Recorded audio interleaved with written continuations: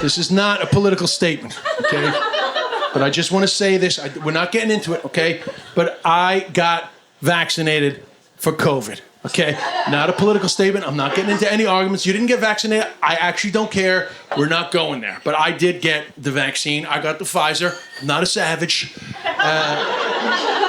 But the reason why I'm bringing this up is because actually I got vaccinated early because I am a cancer survivor. Thank you. Thank you. Which is totally true. I had testicular cancer when I was 24. I didn't think it really warranted getting an early vaccine, but anybody who ever had cancer was entitled, and so I went. Even though testicular cancer, honestly, is not a serious thing. Early detection, and you're not going to really have any problem other than you lose a testicle, right? And it's never been an issue in my life. I didn't get the fake one. A lot of people ask me, did you get the fake one? And I didn't want one. But right before the surgery, they offered me a silicone prosthesis, and I was like, well, why do men get one? And the surgeon said, well, a lot of men get it for cosmetic reasons. And I was like, cosmetic? What are you going to do to that? That is the least attractive part of the male anatomy. There's nothing aesthetically pleasing about the scrotum. You know? Never in my life was I ever with a lady and thought, I don't know how this is going. Wait a minute, I know what'll seal the deal. Wait till I unleash my wrinkled turkey's gizzard sack of love, and she will not be able to resist me. Gurgle, gurgle, gurgle, gurgle. Plus, like, come on, women aren't really into balls. I mean, like, I'm sure some women enjoy balls, but, like, it's never, like, a deal breaker. Women are never like, oh, he's okay, but his balls, oh, my God, his ball. You know, and, like, you know, I've never been a balls guy. Like, it's never been an issue only having one. People always say to me, like, oh, it must be awkward explaining to people that you only have one ball. And honestly, it's not awkward because most of the time, people don't even fucking notice. You know? Women aren't like fucking dying to get at my balls. You know? And I've never been a balls guy. I've never been somebody who fucking needed my balls played with, so it's never a case of like, hey, before you get at my balls, let me just let you know, I'm not a balls guy. You know? So it never mattered. And in fact, I had full relationships where I never had to tell the woman I only had one ball. Yeah? Every now and then it was awkward because I'd be with a woman whose ex-boyfriend clearly was a balls guy. So suddenly she's all fucking up in my balls, thinking that I'm fucking loving it. But all I'm doing is getting more uncomfortable because I can tell she's looking for the other one and she's not going to find it. She's not going to find it. And you don't want to bring it up. At that stage, you don't be like, hey, listen, I had cancer. You don't want to bring up cancer when they're already at your balls. Things are going pretty well to ruin the fucking... You don't want them feeling bad for you when they're all up in your balls. But after a while, it's just like, Jesus Christ, she's not going to find it. Like, we got to move on. We got to move on from this. So I'm like, what's the matter? And she's like, there's only one. I'm like, what? What did you do to it? Spit it out. We got to find this. We got to find this thing.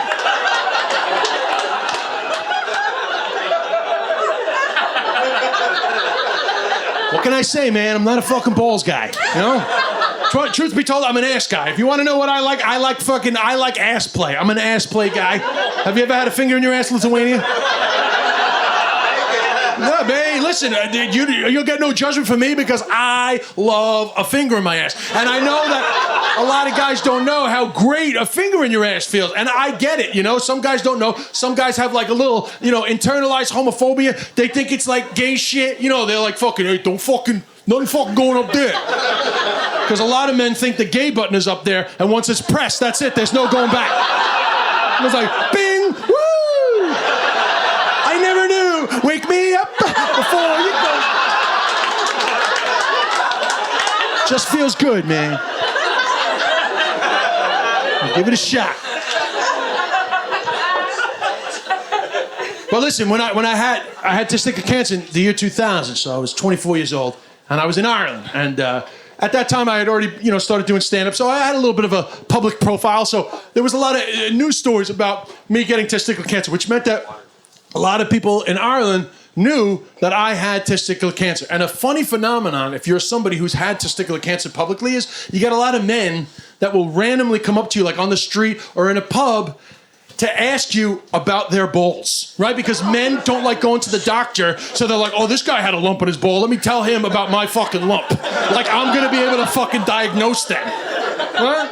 But I'm fine with it because I want men to just go get checked. So I've always opened to men talking to me about their health. right? So I had a very interesting situation. One time I was in Cork in Ireland, right? In a nightclub. It's like 1 a.m, right? And everybody's coming up and they're like looking for selfies. And, it's like a bit of, fun, right? But then this one guy comes up to me and he goes, Diz, can I talk to you for a second there?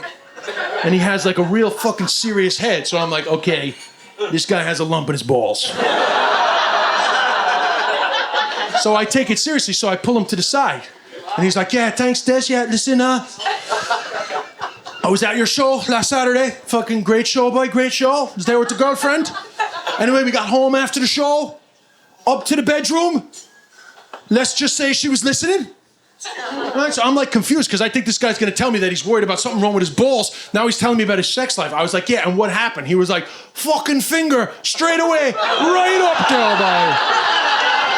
Right up there, like. So I was over the moon because, a lot of comedians, they're so up their own ass and they'll do these interviews, like serious interviews about comedy, and they'll be like, if my jokes can change just one person's mind, if my joke can change one person's life, then my career will have been worth it. And they're full of shit. They just love the sound of their own voice, right? You're not changing anybody's life with your comedy. However, here I am with this guy who had never had a finger in his ass, and because of my joke, he now has a finger in his ass. I literally changed his fucking life. I changed his life with my comedy. And I'm so excited because I love a finger in my ass. I love it. And I'm so excited to hear what he thinks of it. I was like, and? And he was like, nah, fucking disaster, boy. Her fake fingernail broke up in there, boy.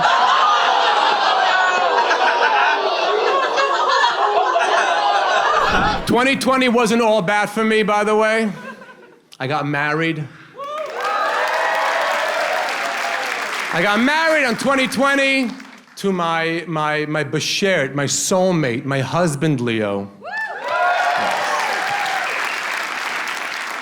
Now, I was told I don't give off a gay vibe. Azoy ze zukt. That's what they told me. Now, I didn't know this until a few months ago. Leo and I live in Manhattan, a big building with 1 million people in it, and a lot of gossip. A lot of gossip. Lashon hara, evil tongue. And the woman that's in charge of all of this gossip lives on our floor. I'm not gonna mention her name, Sharon Berkowitz. 9F, right when you make the turn. 2 months ago, she corners me in the elevator and says, I don't know if you've heard, but the lawyer that bought the apartment above yours is a homosexual. I said, Sharon, you're kidding me. I've been banging him for 3 months. I had no idea he's a lawyer.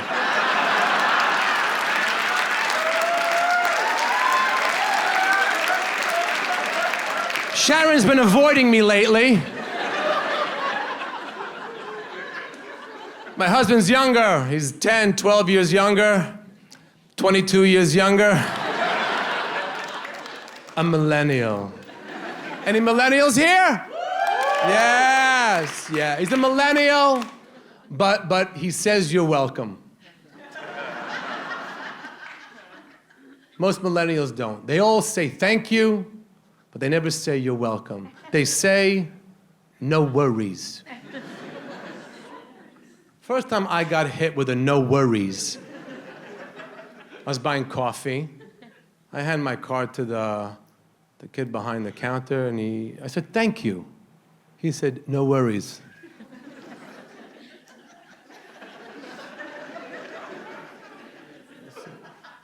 Do I look worried? No worries, and I can.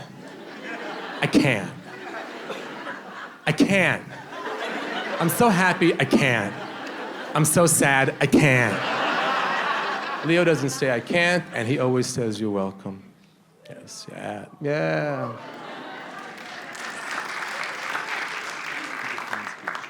Funny things happen when there's a big age gap. First time I brought him to my mother's house, he sees my graduation picture. My mom clocks it and says, "That's when he was your age."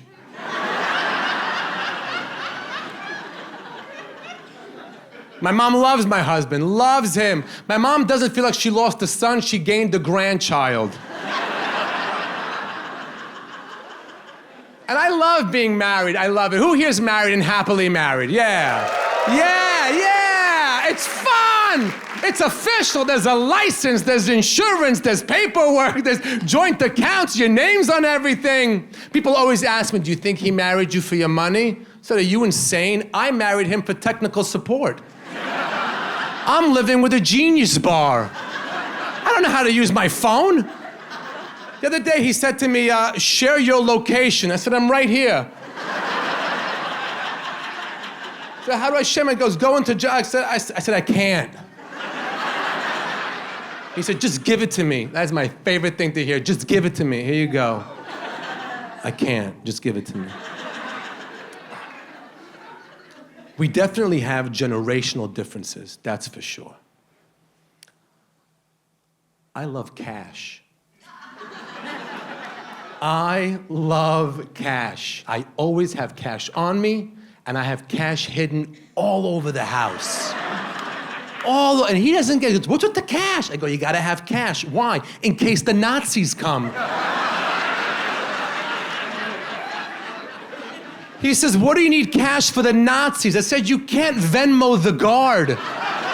What are you gonna Apple Pay the guy? Was that SS Schultz at thirdreich.gov with an open close gate emoji? You gotta have cash. Millennials don't know. They don't know how to schmear. They don't know how to tip. They don't know any of that. No! Millennials don't know how to tip. They don't know how to tip, and they also don't know how to receive a tip. Leo took me to Trader Joe's. You been to this? It's a supermarket with a boat dock theme. We're in there, I got the cart, little red cart, and I bought everything. Everything was $1.69. I took everything. Try these, bring 2 of this, a pizza, cookies, that almond milk for nothing. I got to the cashier, I looked like a Ukrainian refugee fleeing. I get to the cashier and they, and believe me, if you would have seen them, you'd understand that they are a they, and gesundheit, they should live long and be well. They had absolutely no counter space to undo my cart, none. A 6-inch piece of plywood in the shape of an oar, that's all they had. But somehow they did it magically. They made pyramids and they took things underneath and put them back under. It was so amazing and so friendly. Did you find everything you were looking for? I said, I found things I wasn't looking for. Oh, you should try these. They were amazing. I said, I can't wait to try. Let me know if you, I said, I'll come back Thursday. I'll give you a call. I had a new best friend. And they packed it all up in these amazing bags. Have you seen those bags? The cardboard with the handles. It was amazing. I had to give a tip. $20 because it's them. I pulled the cash out and they had a panic attack. Ah! Cash, that's triggering! Ding, ding, ding, ding, ding, ding, ding, ding, ding, ding, ding, ding, ding. There's a bell there. Ding, ding, ding, ding, ding, ding, ding. The fire department showed up. The manager came over. They're on the floor having a seizure. Manager goes, what happened? I said, I wanted to give him a tip. He says, we're not allowed to accept tips, but thank you. I said, no worries. They looked worried.